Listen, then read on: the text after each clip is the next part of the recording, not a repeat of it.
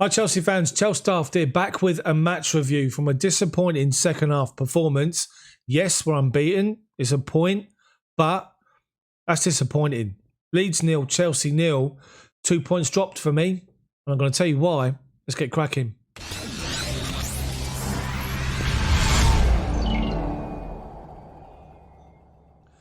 So this game today with the team selection, we have to say was a surprise. The back three were the same, as we know. Mendy in goal, Aspi, Christensen, Rudiger. Chilwell was brought in at left back, right wing back, Christian Pulisic, 2 men in midfield, Jorginho and N'Golo Conte, with Hakim Ziyech, Mason Mount supporting Kai Havertz up top. And you were looking to see what we're going to do. Is it a 4-2-3-1? Is it a 3-4-3? It was a 3-4-3, despite what Chelsea had put up on their social media. This meant that Christian Pulisic was a right wing back. It meant that Kai Havertz was playing as somewhere in between a number 9 and a false 9 and a 10. So maybe a false 9, let's just say that. And for me, doesn't work. Kai Havertz can't play the number 9. Forget any talk of Kai Havertz playing number 9, because his natural instinct, when you've just watched that game, his natural instinct is to drop and get involved in the game. To drop off, to get involved, to try and create something. He's not someone that's going to play at the top. So don't put him there. It's pointless.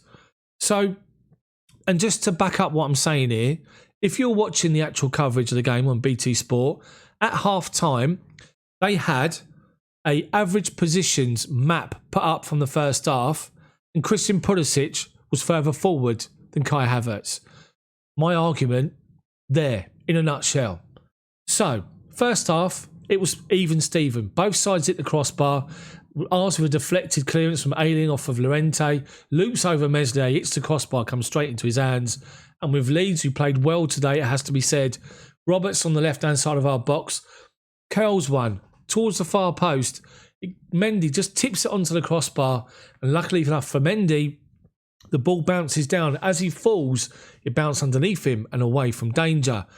Both teams were busy. Both teams were trying to create the space, and there wasn't space today. It was almost sort of man for man, and they were, every time Chelsea were trying to play the ball forward into space, someone was behind. Mason Mount being man-marked by Luke Ayling, for example. Havertz up against the two defenders, weren't really getting a look in. Hakim Ziyech was busy, had some good moments where he played some good passes in the first half. Couldn't really get involved in the second half, but more on that in just a bit. But that first half, we were dominant. Over the period of the game, Chelsea dominated possession. Chelsea created 1 or 2 opportunities where we got the ball wide and played the ball in the box, and there was either nobody there or it was just in front of like a run of Havertz, for example. The most notable moment that we had was Kai Havertz sees Hakim Ziyech pick the ball up about 25 yards out. Ziyech dinks the ball out to him late in the first half. Havertz makes a run towards the edge of the 6-yard box on the right-hand side. Hits the ball first time with a shot early. Meslier's read it, near post, claims it easy. So you go in at half-time and you're thinking, right, we've bossed this game. We've created some good chances. Leeds have done well. They've created some moments themselves, including the hit the crossbar. And you want to see what we do. Is there a reaction? Is there a change? Patrick Bamford went off for Leeds in the first half with an injury. Their main striker. They brought Rodrigo on, who subsequently subbed second half. But you'd think that their main focal point up front is now gone. They should be weaker up front. We should, if anything, take advantage of that, make some changes at half-time maybe, change things about, actually force the game onto Leeds and play, like I keep saying, 4-2-3-1. Pulisic wide left, Ziyech wide right, put Mount in behind Havertz to begin with, or bring Werner on. Just those 4 players go and attack Leeds and force them backwards, because Leeds and the space was just condensed. Every time we played the ball forward, there was someone shutting us down. And I kept calling for it in my match commentary. Bring Timo Werner on and get him in behind making those runs and play him in over the top. And it didn't happen second half. My voice is nearly going. I'm getting annoyed. And I'm annoyed by the fact that the way we played, because when you go into that second half, you know that we can create. We had the wind behind us. We can create good chances. In the first 5-10 minutes, we did force Meslier into a couple of saves. After that, it was comfortable for Leeds, comfortable for Meslier as well. We just take too many touches at times. We go sideways, come back, Go this way. Come back. When we do get the ball forward, with playing Kai Havertz as the main striker or the main focal point up front, his instinct is not to go forward and make that run. So I have to say, we've all praised Thomas Tuchel and this unbeaten run, and it's great. We're back inside the top 4. We're unbeaten. It's another clean sheet. There are positives. There are positives about it, but a few weeks back, we're having the same argument about where's the goals going to come from. Lack of goals. I even said, I'm doing this just straight after the game's finished, so apologies if it's a bit everywhere, but this is just passion and emotion from me. I said before the game, this could be the first time we score 3 goals in a game under Tuchel. We were way off it. Far from it. If anything, we were so poor second half. Really, really poor, that you have to consider that as 2 points dropped. 2 points dropped for me today. Yes, clean sheet. Yes, a point. Yes, the unbeaten run, blah, blah. But we should be beating Leeds. The squad we've got, the options we've got to change, the ability that we've got with the players that we've got within our squad to alter our tactic in game and force the result. It doesn't happen. And it's like for like. Pulisic off, James on. Then you bring on Timo Werner and you take off Mason Mount or whoever it was. And you're just sort of sitting there thinking, we've got to do something different. We've got to mix things up, and we don't mix it up enough.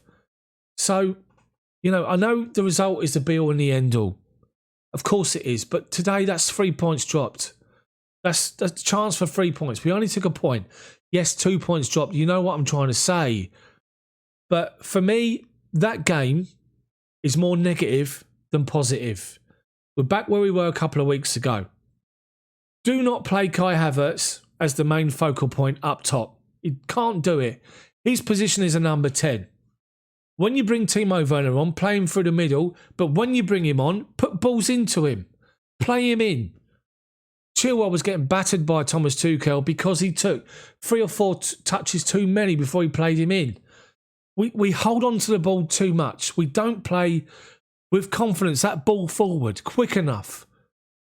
And what's disappointing as well today, second half, our intensity dropped. I kept saying Leeds are going to blow out second half. They're going to be knackered. The space is going to open up. But I was completely wrong. Leeds did so well. They played really well and earned their point. And fair play to them. Fair play to them. So it's just we didn't do enough to win the game. We weren't good enough going forward. Our intensity dropped. Playing the ball quickly dropped. We held on to the ball too long. We're playing Havertz in the wrong position. Play him as a number 10. Hakim Ziyech, don't play him as a number 10. Play him out wide starting position. Give him the ball wide where you can see someone come to challenge him, beat him, and then get that ball in the box. Just play people in their natural positions.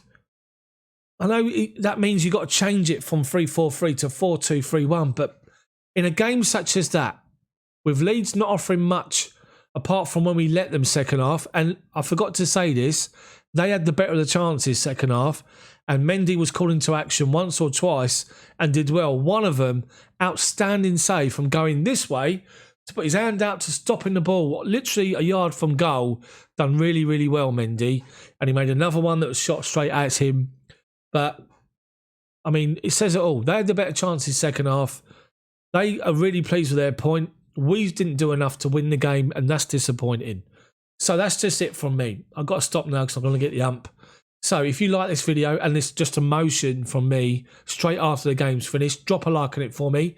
Then subscribe to the channel, but make sure you hit the bell for notifications so you're notified when my videos come out. If you missed my live commentary, the video should be on my channel now. Have a scroll through it, see if you like it, and if you do, come and join in. Atletico Madrid midweek in the second game.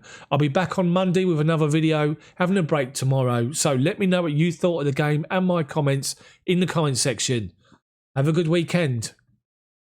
Just a shame we didn't get 3 points. See you Monday.